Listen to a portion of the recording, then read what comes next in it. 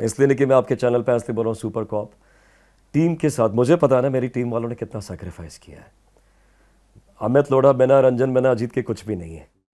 तो जितने भी आपने अपराधी पकड़े हैं, सब कुछ किया है, तो आप एक टीम में काम करते हैं और आपको यूनिफॉर्म पहना इसीलिए जाते हैं। आज इंडियन क्रिकेट टीम है, 11 जने यूनिफॉर्म पहनते हैं तो 11 जने एक हो जाते हैं।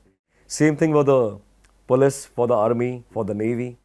तो ये सब चीज़ें बहुत ज़रूरी है। तो आप तो खुद बड़ा भारत है, आप लोगों को मोटिवेशन देते हैं, तो टीम की तरह अगर काम नहीं करेंगे तो कैसे होगा। Yes, but you have to provide leadership as a senior police officer.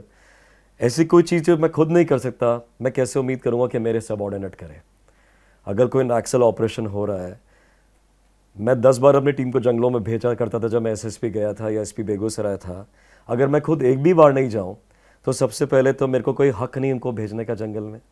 Number 2, मुझे उनकी परेशानी भी नहीं पता कि कैसे वो नदी में नालों में पार करके जंगल में गए हैं। तो ये सब चीज़ें बहुत ज़रूरी। तो लीडरशिप प्रोवाइड करना मेरा काम है या हमारे कोई भी आईपीएस अफसर का काम है।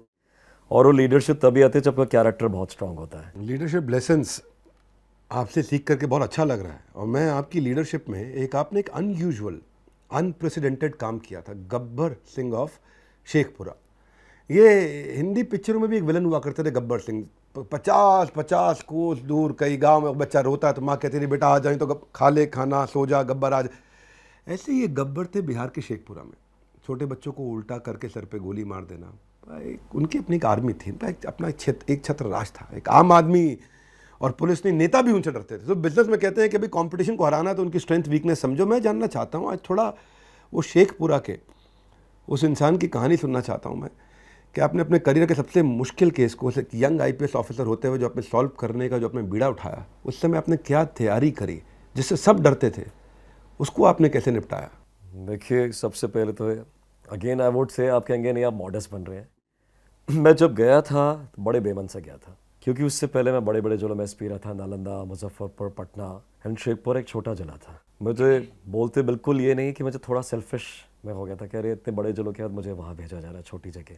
लेकिन सबसे पहले मेरी पत्नी ने मुझे टोका कि क्या आपने आईपीएस इसीलिए ज्वाइन किया था कि बड़े बड़े जिलों में जाएंगे तो आपका फ़ोटो अखबार में आएगा तो आप काम करेंगे, और छोटे जिलों में जहाँ पे ज़रूरत है लोगों को और जहाँ आपको करना है काम, वहाँ आप करना नहीं चाह रहे हैं। तो उसने मुझे फ़ोन पे बोला कि एक बार आप जाके उस गांव में मिलिए लोगों से जहाँ पे त्रासदी हुई है।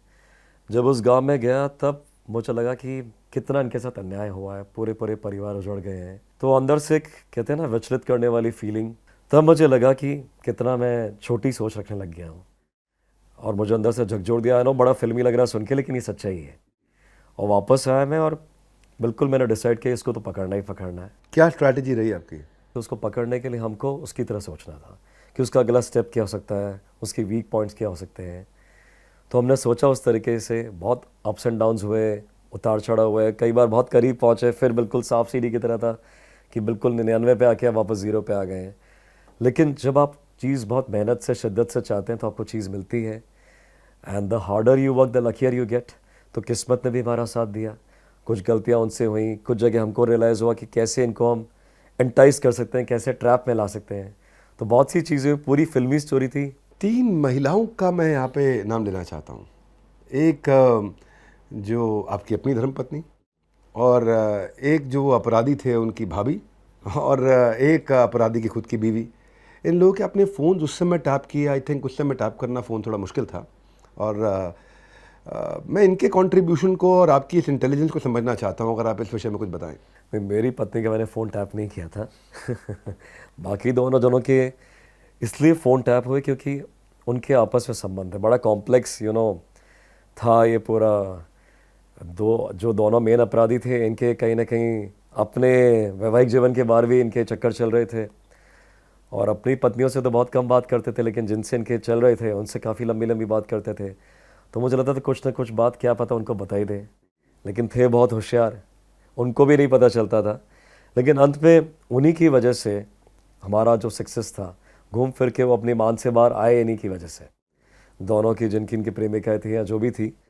और मेरी पत्नी का तो इमेंस रोल है। आई थिंक हर आदमी का, पीपल से behind every successful man there is a woman. जब मैं बिहार ज्वाइन किया as a young IPS officer, हर आईपीएस ऑफिसर गांव में पोस्टिंग होती है, तो जहाँ मैं पोस्टेड था वहाँ पे कोई भी मूलभूत सुविधाएं नहीं थी। And I am talking about way back in 1999 2000। मेरी पत्नी को मैंने जयपुर भेज दिया था, लेकिन वो जयपुर से वापस आई जब उनको पता चला कि काफ़ी मुश्किलों में रह रहे हैं, खाने पीने की दिक्कत हो रही है। बिना बताए मुझे वापस आई, वहाँ पर उनको खूब कीड़े मकोड़ों ने काटा, कोई भी सुविधा नहीं थी।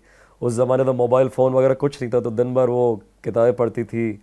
उनको खाना बनाना नहीं आता था, लेकिन स्टोव पे मेरे को अभी तक याद है, उसको दबा दबा के वो प्याज की सब्ज़ी, जो उनको थोड़ी बहुत चीज़ें आती थी, बनाती थी। मेरे साथ हर प्रॉब्लम को डिस्कस करती थी, और आज भी कोई भी क्राइम होता था, कोई केस होता था, वो अपना पूरा इंटेलिजेंस उसमें लगाती थी। तो इवन इन दिस केस उन्होंने मुझे बहुत से सुझाव दिए कि कैसे आपको इसमें आगे की रणनीति लगानी चाहिए। लेकिन आपकी ह्यूमिलिटी के साथ एक अलग प्रकार का कॉन्फिडेंस आप में था, जिसको मैं आज बात करना चाहता हूँ, क्योंकि एक डेट अनाउंस कर दी आपने 15 अगस्त तक पकड़ लेंगे। ये एंटरप्रेन्योरशिप की पहली डिमांड है भी, आपको रिस्क लेना आना चाहिए, और आपने एक बड़ा रिस्क लिया। और ये क्या सोची समझी कोई चाल थी कि मैं 15 अगस्त से के कारण कुछ ऐसा कहानी करूँगा, या ये आपका एक कॉन्फिडेंस था? क्या डर नहीं लगा भी अगर नहीं पकड़ पाए तो बदनामी हो जाएगी? ये दोनों ही चीज़ें थी। देखिए, कॉन्फिडेंस भी था, क्योंकि मेरा ये मानना जैसा अपन सोचते हैं वैसे ही लाइफ में होता है।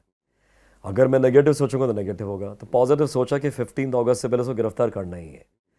अब वो रही बात अनाउंसमेंट की कि क्यों किया। अनाउंसमेंट इसलिए किया, उस वक्त की रणनीति थी कि किसी तरह के खेमे में पूरी खलबली मच जाए, क्योंकि जो मेन अपराधी था उसका हमने राइट हैंड मैन तो थोड़े दिन पहले पकड़ ही लिया था। उसको और उसका कॉन्फिडेंस पूरा शैटर करने के लिए ज़रूरी था कि हम अनाउंस ही कर दें। तो जब आप अनाउंस करते हैं तो आदमी को, सामने वाले को लगता है कि मैं पूरा डिफेंसिव पे आ गया हूँ, अब मैं क्या करूँ, सच में कुछ बात ही होगी तभी इन्होंने इतना अनाउंस कर दिया है। एंड एक्चुअली इस रणनीति से चाल से हमको बहुत फ़ायदा हुआ था। जब ये अनाउंस कर दिया तो पूरे शेखपुरा में हर जगह बात होने लगी कि एसपी के पास कोई तुरुप एक्का है, ऐसी कोई बात है, या कोई इनके गैंग का आदमी मिल गया है। तो बहुत सी चीज़ें थी, तो रणनीति बिल्कुल कारगर हुई। कंफ्यूजन क्रिएट करी वहाँ पे उससे और आपने? एक्चुअली 13 अगस्त को हमने उसको गिरफ्तार कर लिया था। हम सोच रहे थे कि आप हमको कुछ कहानी सुनाएंगे, आपने कैसे कुख्यात अपराधियों को पीछे घुस के ऐसा गोली मारा, कुछ कहा, कुछ स्टोरी मिलेगी।